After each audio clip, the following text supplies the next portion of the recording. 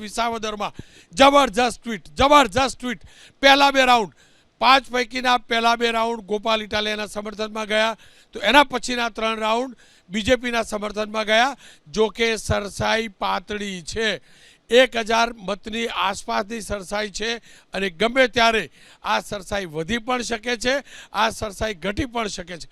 કડી અને વિસાવદર બંને બેઠકોની મતગણતરી યથાવત છે. 5 રાઉન્ડની મતગણતરી પૂર્ણ થઈ ચૂકી છે. કડીમાં વન સાઇડેડ બીજેપીના ઉમેદવાર રાજેન્દ્ર ચાવડા આગળ છે, જ્યારે વિસાવદરમાં જબરજસ્ત અપડાઉન છે. 5 રાઉન્ડની મતગણતરીના આંકડા આવી ચૂક્યા છે. પાંચમા રાઉન્ડના અંતે બીજેપી આગળ છે. વિસાવદરમાં બીજેપી આગળ છે. આપ આંકડા પણ જોઈ શકતા હશો. લગભગ 30,000 મતની મતગણતરી પૂરી થઈ છે. 32,000ની ભાજપ, 16,881, કોંગ્રેસ 1375, આમ આદમી પાર્ટી 15,901, 980 મતથી ભાજપ આગળ છે.